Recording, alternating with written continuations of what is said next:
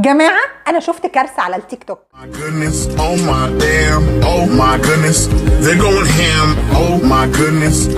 وطبعا دي الخلطة السرية لإزاي تدمري بشرتك في خطوة واحدة بس. الاول قبل ما نتكلم على موضوع النهارده، قولا واحدا الفازلين مقاطعه يا جماعه، بس انا النهارده هتكلم على ماده البترولاتم اللي احنا عارفينها فازلين قبل طبعا المقاطعه، وهقول لكم البدايل بتاعتها وهقول لكم فايدتها للبشره وازاي هي مهمه للاستخدام في الشتاء. الطريقه اللي هتكلم عنها النهارده اسمها سكين سلاجنج، ودي عباره عن ترند كان طالع كتير على السوشيال ميديا، ازاي او الطريقه الصح اللي بنحط فيها ماده البترولاتم او الفازلين على بشرتنا، وفعلا لو التزمتي بيها صح بشرتك دي هتروح في حته تانيه خالص، نعومه ونضاره وترطيب. هرد على اهم الاسئله: هل الفازلين ينفع نستخدمه مع مواد فعاله تانيه ولا لا؟ لان انا شفت كوارث بتحصل مع الفازلين على التيك توك، وكمان هقول لكم استخدامات تانيه وليه مهم يكون عندك بديل للفازلين في البيت خلال فتره الشتاء. فعشان ما اطولش عليكم، اللي لسه مش عارفني انا دكتور ناديه، اعملوا لي سبسكرايب ويلا بينا نبدا. السكين سلاجنج هو ترند كوري طبعا، يعني بما اننا عارفين ان كوريا اكتر ناس بتهتم بالسكين كير كانه اكل وشرب بالظبط. ظهرت في فتره قريبه، يعني من اراوند سنتين ولا حاجه، عباره عن طبقه الفازلين ازاي بتفرديها بشكل صحيح على بشرتك من غير ما يسبب لك اي تهيج لو انت حاطه تحته مواد فعاله ثانيه، لانه طبيعي طبعا ان احنا عندنا في السكين كير روتين بتاعنا مواد فعاله كتير. فانا هوريكي عملي انا بعمل ده ازاي. اول بس انا بستخدم ايفازلين، طبعا هو بالظبط زي الفازلين بالظبط بس من شركه ايفا مصري، اكيد هيبقى في بدائل كتير ليه في الدول العربيه، وفي كمان غير ايفازلين يعني بترولاتم كتير جدا في السوق، بيور وحاجات تانية كتير، وانا بتكلم هنا على السوق المصري طبعا، بس بره اكيد الماده دي متوفره من براندات تانية غير فازلين لانه مقاطعه زي ما احنا متفقين.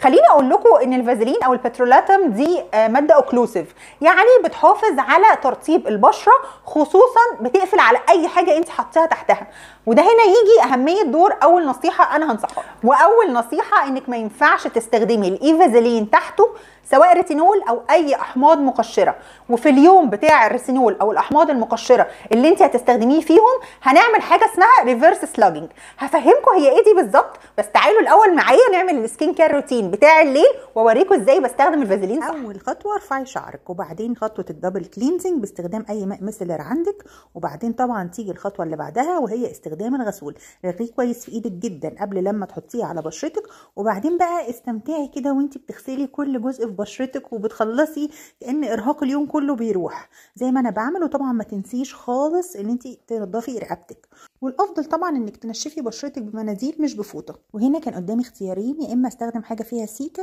يا اما استخدم اي ماء حراري، وطبعا انسوا البراندز دي، بس هي عشان عندي من قبل كده انا لسه ما خلصتش. بروح حاطه على وشي واستناه يكون مندي. وطبعا تيجي خطوه الهيالورونيك اسيد لان احنا عايزين نضاعف فعاليته مع الفازلين.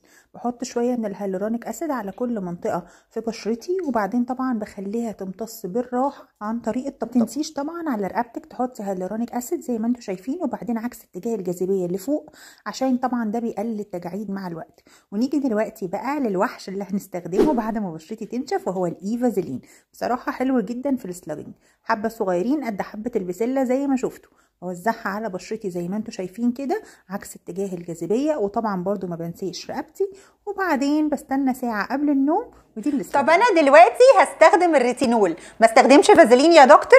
لا، هتستخدميه بس بطريقه اسمها ريفرس سلاجنج، يعني احنا مش هنحطه على بشرتنا كلها، ولكن قبل ما استخدم المقشرات عامه هحط الفازلين في منطقه مدار العين، هحط الفازلين جنب الفم الانف من هنا، وهحطها طبعا في حوالين الفم، لان دي اكتر مناطق ممكن يحصل فيها التهاب وغمقان لما تيجي تستخدمي ريتينول، اكريتين، سكينيورين، مقشرات احماض فواكه، اي نوع من انواع المقشرات بتحمي المناطق دي في بشرتك عن طريق استخدام الفازلين. طب هل الفازلين ممكن يكون مضر؟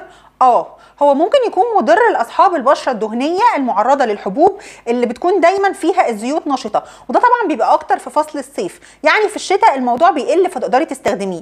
ولكن لو عندك حبوب نشطه ما ينفعش تستخدميه عليها خالص، ما ينفعش تستخدميه لو عندك ميليه تحت العين اللي هي الحبوب الصغنططه اللي بتطلع في جانب العين، لانه ممكن يزودها، خصوصا ان احنا قايلين انها ماده اوكلوزيف يعني بتقفل على كل حاجه تحتها، فده ممكن يسد لك المسام. ولكن انا جايه اقول لك انه الفازلين بيحافظ على 99% من ترطيب بشرتك، فبالتالي هو مهم جدا ان انت تستخدميه في الحفاظ على حاجز البشره. والاهم انه زي ما شفتوا في الفيديو يا اما تستخدميه مع كريم تحتيه، يعني كريم فيه سنتيلا او سيكا، لانه فعلا بيخلي البشره كده لو فيها اي نوع من الالتهاب او حصل لك اي تضرر من الشمس ليزر اي حاجه فعلا بيخف لما بتحطي طبقه الفازلين عليه من فوق.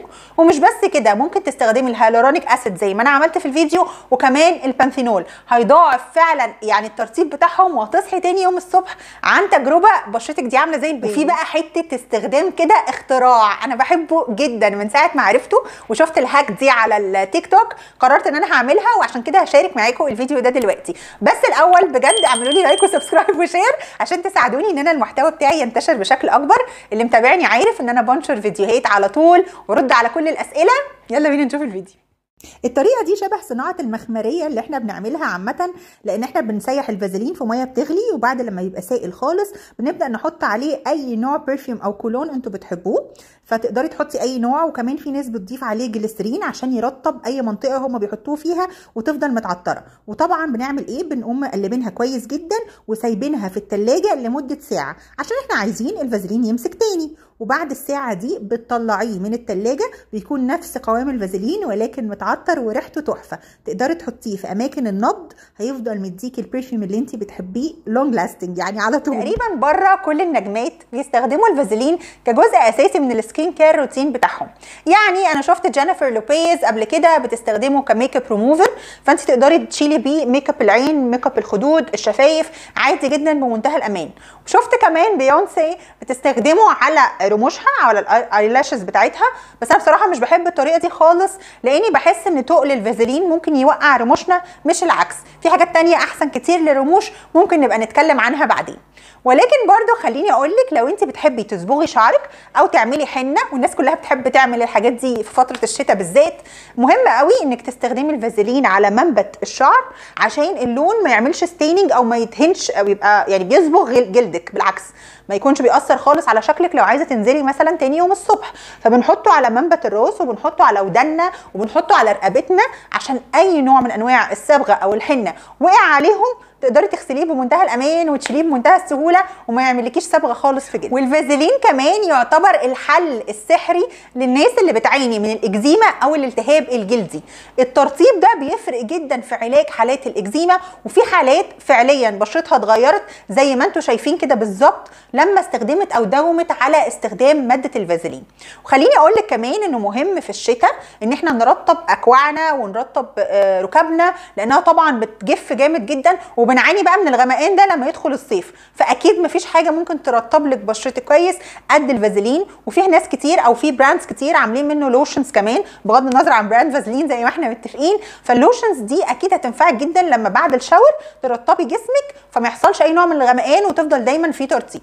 ولو مش هتشتري مرطب للشفايف، احنا ممكن نعمله في البيت بلون حلو جدا، انك برضو زي ما عملنا في الفيديو بتاع البرفيوم ان انت تسيحي الفازلين وبتحطي عليه اي مثلا حته صغيره من الليبستيك بتاعك وتدوبيه كويس جدا وتسيبيه، وتقدري بعد كده تستخدميه كليب بالم عامه في الشتاء، يبقى معاكي حاجه صغننه في الشنطه هتفرق معاكي قوي لو ما اشتريتيهوش جاهز اصلا. بس مهم قوي في الشتاء ترطيب الشفايف باي حاجه في البيز بتاعها بترولات. وفي حلقتين انا نفسي ان انتوا تشوفوهم قوي بجد، الحلقتين حلوين وفيهم معلومات هايله. اول حلقه عن ال6 اخطاء اللي انت ممكن تعمليها في السكين كير روتين بتاعك يبوظ الدنيا خالص. وتاني حلقه هو ازاي تحفزي الانترنال كولاجين او الكولاجين الداخلي في بشرتك عشان دايما تبقي بشرتك بلامبي كده ومش باين عليها سنها. فهسيب لكم اللينك الحلقتين دول، وبتمنى يا رب الحلقه تكون عجبتكم. ما تنسونيش في اللايك والسبسكرايب والشير. اشوفكم في الحلقه الجايه.